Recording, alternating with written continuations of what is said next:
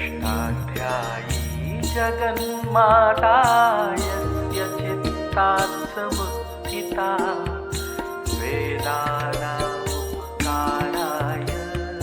तस्मै पाणिनये नमः।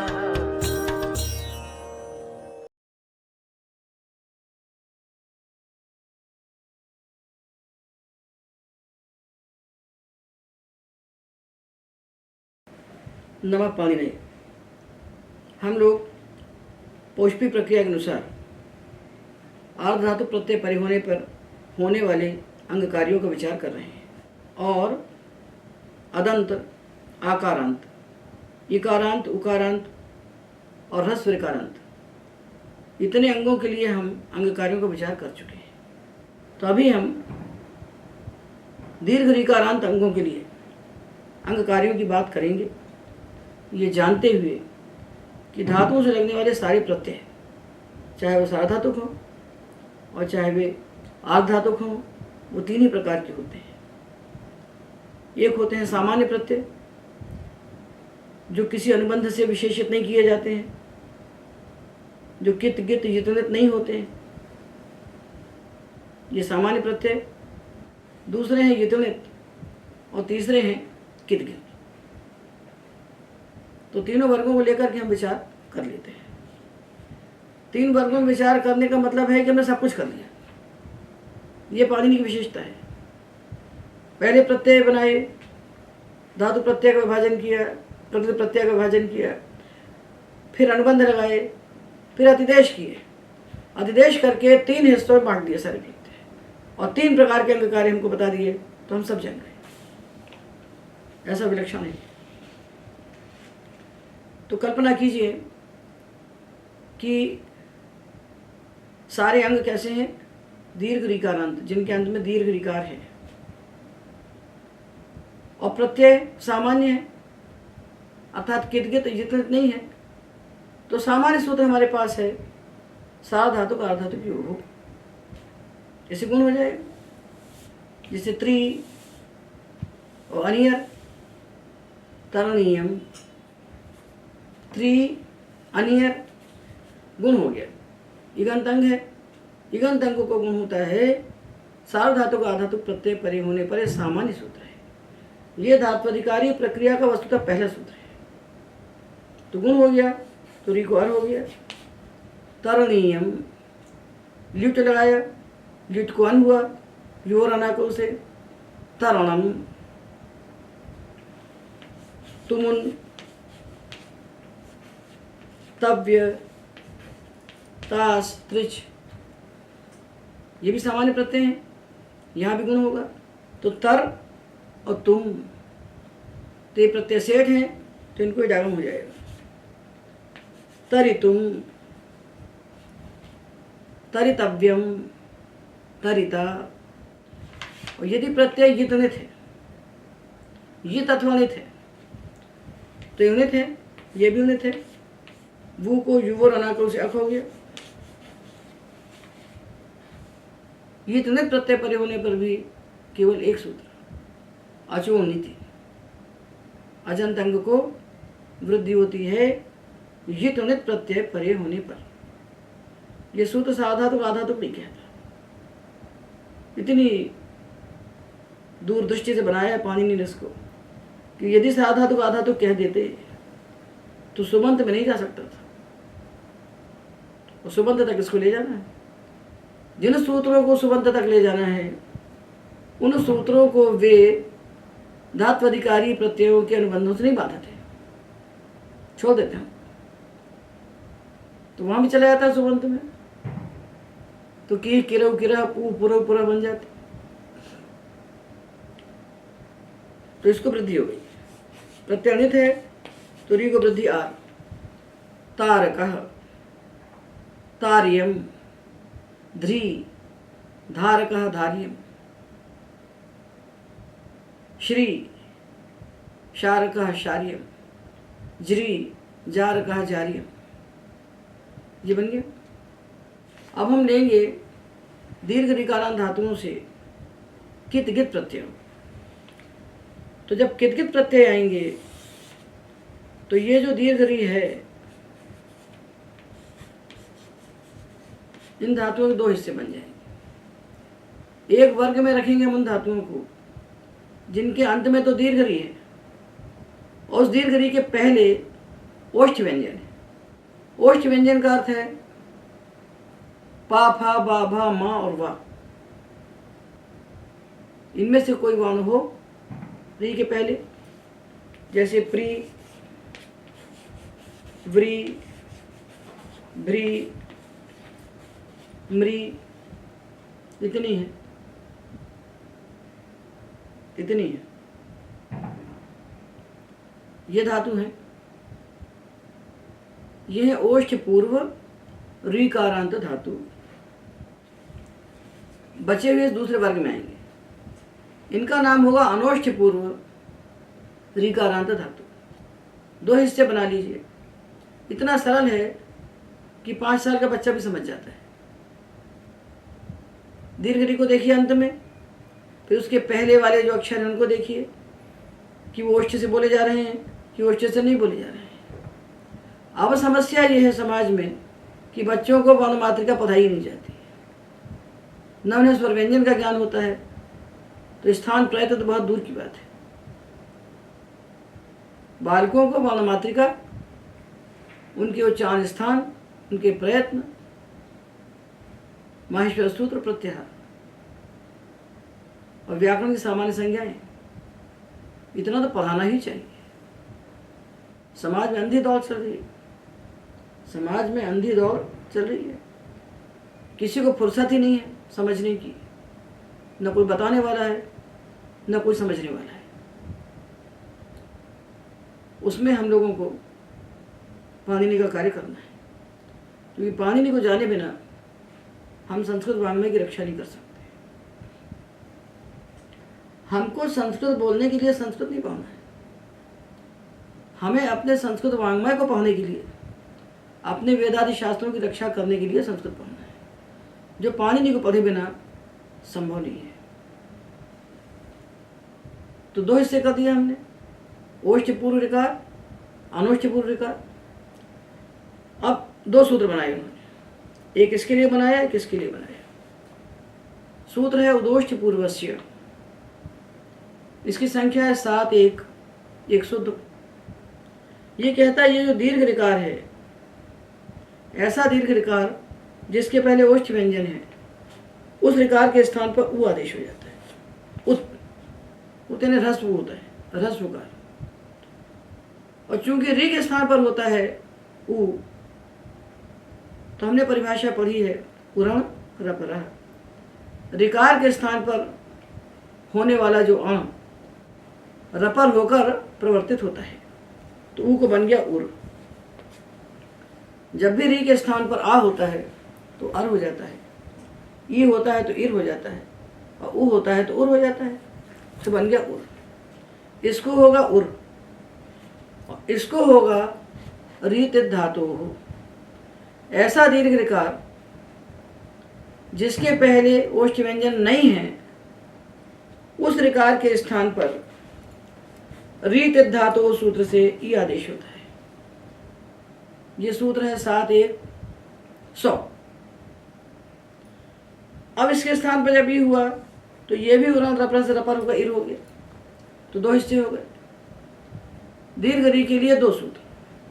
ओष्ठ पूर्व दीर्घ ऋकार के लिए सूत्र बना उदोष्ठ पूर्वस्य, जो ओष्ठ पूर्व ऋकार के स्थान पर उर आदेश करता है, और रीत धातु अनोष्ठ पूर्व ऋकार के स्थान पर इर आदेश करता है।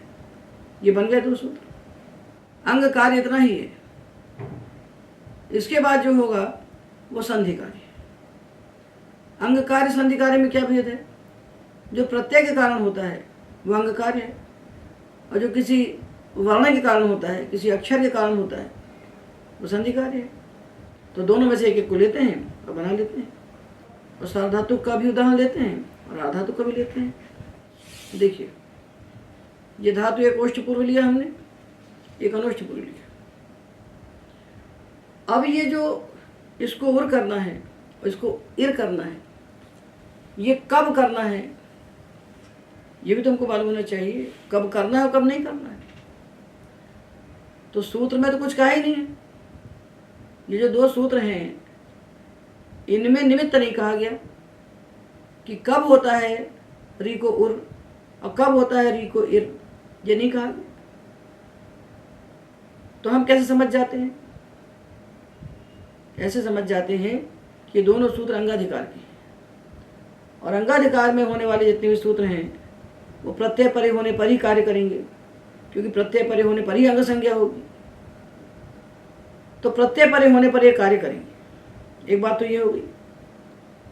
अब कौन से प्रत्यय परे होने पर कार्य करेंगे ये नहीं कहा पाणिनि ने। तो इसलिए नहीं कहा कि जो गुण करने वाला सूत्र है साधातु आधातु क्यों, वो 7वें अध्याय के 3रे पाद में रखा। ये 2 सूत्र 7वें अध्याय के पहले पाद में रखे, इर उर करने वाले।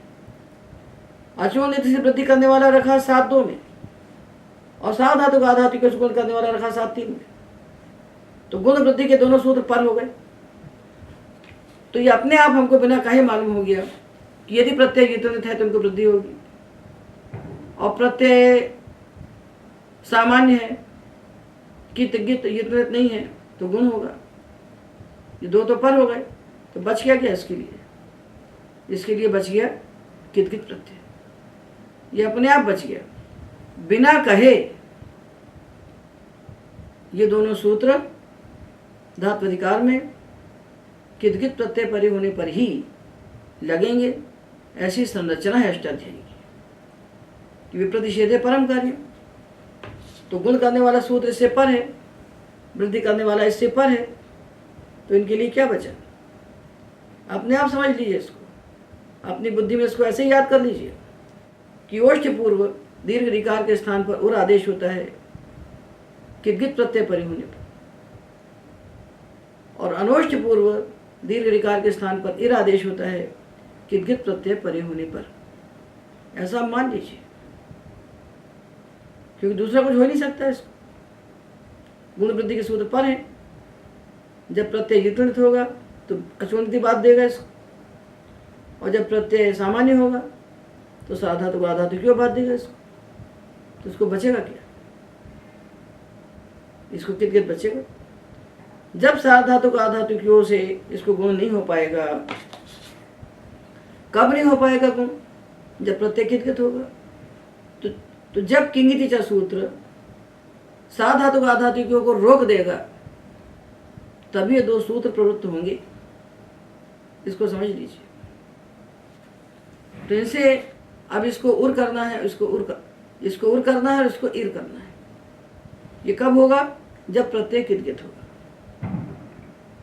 जब प्रत्यय कित गित होगा तब किंगिति च सूत्र साधातु आधातु क्यों को रोक देगा, तब ये दोनों आएंगे। तो प्रत्यय ले लीजिए ता तवतु त्वा, ये कित है तो इसको हो गया उर, तो ये हो गया पुर और ये हो गया तिर। प्रत्यय है त्वा, ये त्वा है, यहां भी त्वा लगा लीजिए। इसका काम तो पूरा हो गया। इसने इसको उर बना दिया, उसको इर बना दिया। अब काम रहा संधि का। तो सूत्र आता हलीचर रेफांत और वांत जो धातु, तो धातु रेफांत है, उनकी उपधा में जो एक, तो ये ऊ है ये ई है, दोनों एक है। इस एक को दीर्घ होता है। कब होता है? हलीचर। कब होता है दीर्घ? हली, हल परे होने पर। तो ये ताहल है और ये ताहल है। रेफांत वांत जो धातु, उनकी उपधा का जो एक, उसको दीर्घ होता है हल परे होने पर।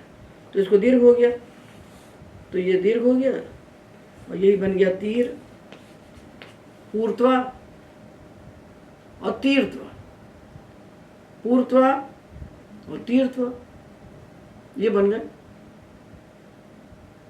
कित प्रत्यय होने पर बनाए हमने।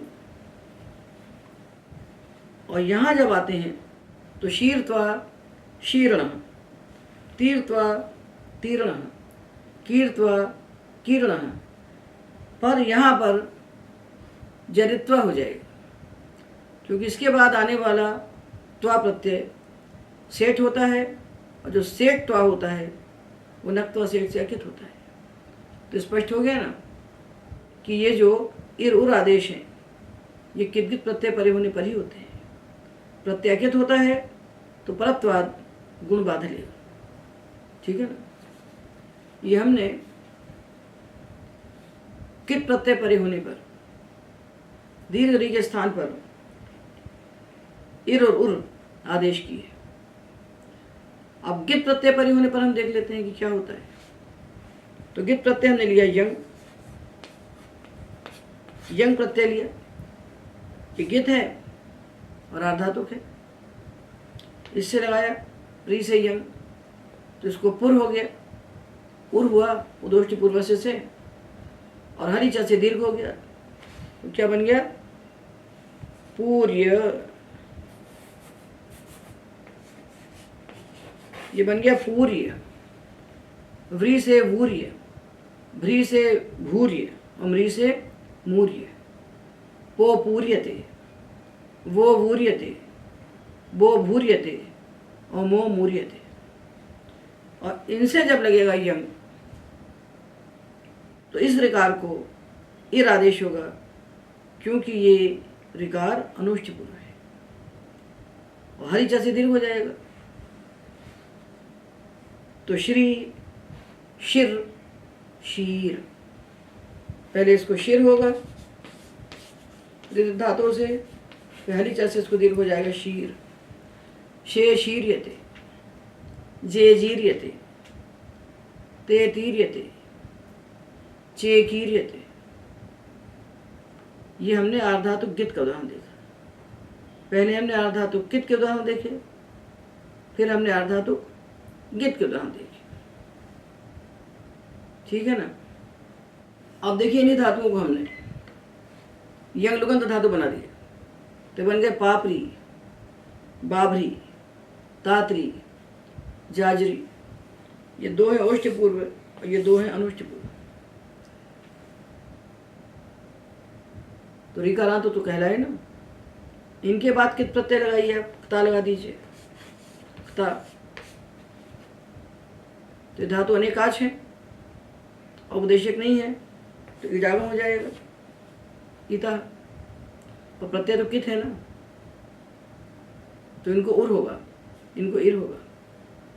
पा पुरीतः, बा भूरितः, ता तिरितः, जा जिरितः। आपको प्रयोग नहीं मालूम, इससे कुछ नहीं होता। आपको सूत्र मालूम है, और सूत्र की प्रवृत्ति मालूम है कि सूत्र का वो कैसे प्रवृत्त होगा। तो यह दीर्घ ऋकारांतांग दो ओष्ठ्यपूर्व है, दो अनुष्ठ्यपूर्व है। ओष्ठ्यपूर्व में आप लगाइए उदोष्ठ्यपूर्व से उर, और अनुष्ठ्यपूर्व में आप कीजिए ऋतित धातु से इर। अब यहाँ इठ है, आगे इठ है ना, हल नहीं है, तो इर और होंगे, दीर्घ नहीं होगा। पूर्त्वा वूर्त्वा में और तीर्थवा कीर्त्वा में इर उर भी हुए और दीर्घ भी हुआ, क्योंकि हल है, यहाँ अच है, तो उर हुआ दीर्घ नहीं हुआ, इर हुआ दीर्घ नहीं हुआ। बाभुरितः, पापुरितः, तातिरितः, जा जीरितः, ठीक है ना। ये हमने कित और गित दोनों को उदाहरण देख लिए, हल परे होने पर भी, अच परे होने पर भी। हलादि कित कित प्रत्यय परे है तो इर उर आदेश कीजिए और हली च से दीर्घ कीजिए। आजादी कित कित प्रत्यय परे है तो इर उर आदेश तो कीजिए पर दीर्घ मत कीजिए, क्योंकि हल नहीं है। ये उदाहरण हो गए सारे आर्धातु प्रत्ययों के। अब हम सार्वधातुक प्रत्यय को उदाहरण देखते हैं। तो सार्वधातुक प्रत्यय कोई कित तो होता नहीं, पर गित होता है। जितने अपने सार्वधातुक होते हैं वो सार्वधातुक में से गित हो जाते हैं, तो उनको हम देखते हैं। ये दो धातु हैं ज्री और ज्री, ये दिवादी गण के, इनका विकरण है शय। जब साधातु प्रत्यय परी होने पर से शन लगा तो शन प्रत्यय अपने साधातु होने से गित है और हलादी है, तो इनको हो गया इर, जिरी को हुआ जिर और झरी को हुआ झिर और हरी च से दीर्घ हो गया तो जीर यति और झीर यति, ये बन गया।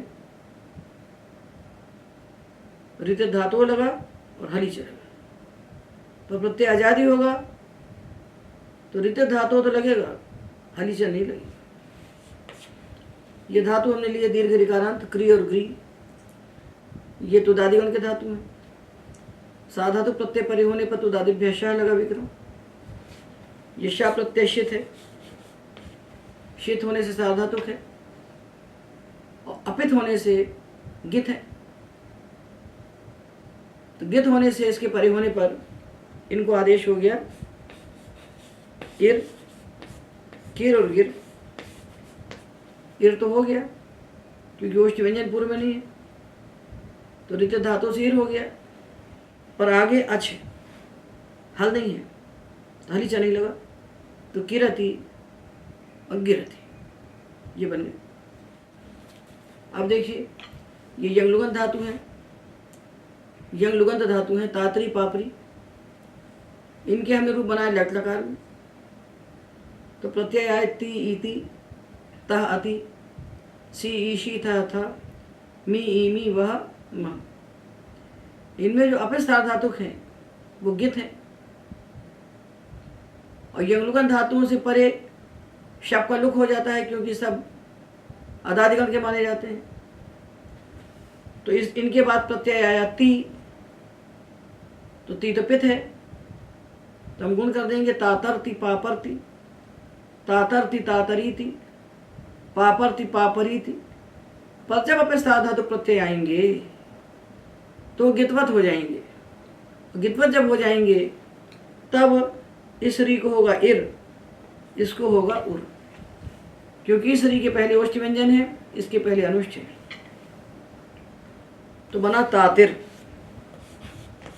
तातिर और तह, यह हल है तो हली च से दीर्घ हो गया तातीर्थः।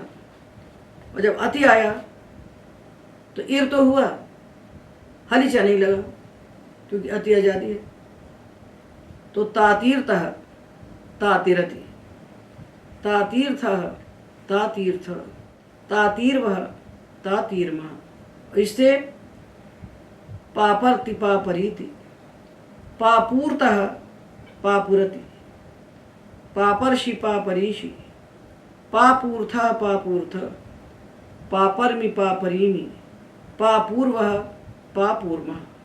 तो हमने जाना दीर्घ ऋकारांत धातु हो और उसके बाद आने वाला प्रत्यय किदगित हो,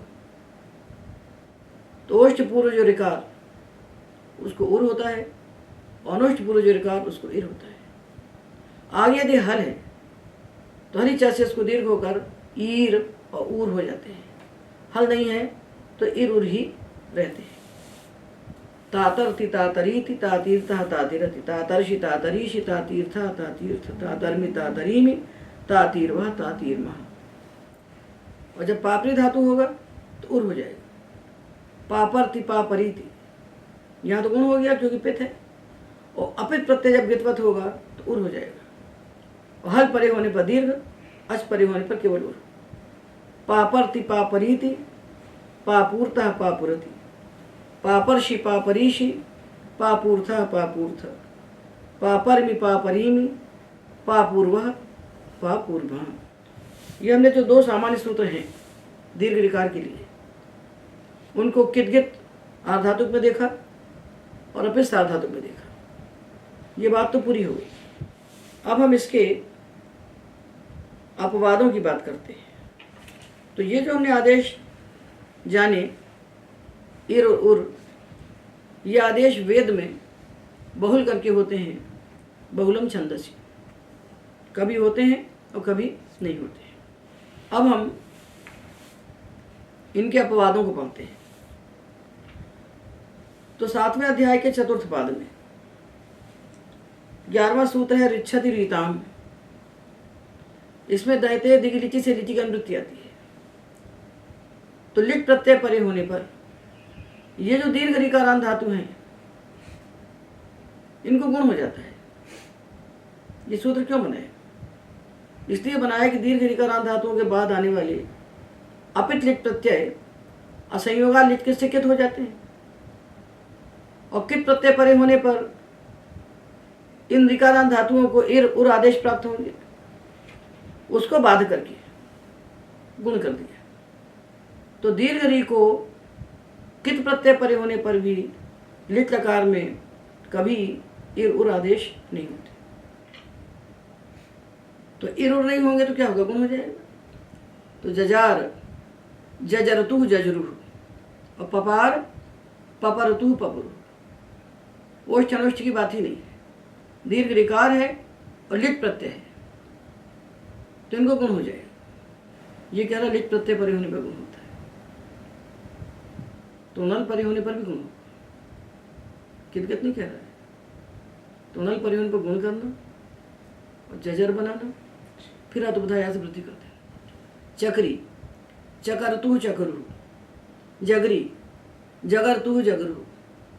सारे लिट प्रत्यय परे होने पर ये दीर्घ ऋकार के स्थान पर गुण करते हैं। तो ये दो सूत्र जो हमने पढ़े हैं उदोष्ट पूर्वस्य और इति धातु ये लिट लकार में नहीं लगेंगे। तो ये सूत्र ऋच्छति ऋताम उन दोनों का अपवाद बन गया। अब इसी के बाद सूत्र आता है श्रीद्री प्राम ह्रस्व। तो श्री से बनाया शश्री, शश्री ददरी और पपरी। इन तीन के ऋकार को सूत्र कहता है कि लिट परे होने पर विकल्प से ह्रस्व होता है। तो जब ये ह्रस्व नहीं होगा तब तो इनको ऋच्छति ऋताम से गुण हो जाएगा।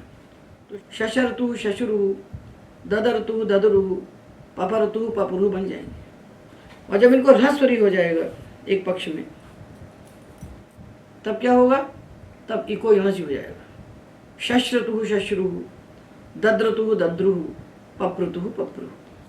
इस प्रकार हमने दीर्घ ऋकारांत अंगों के स्थान पर होने वाले अंग कार्यों का विचार कर लिया। आर्ध धातु प्रत्यय परे होने पर और साधातु प्रत्यय परे होने पर भी। एतावदेव।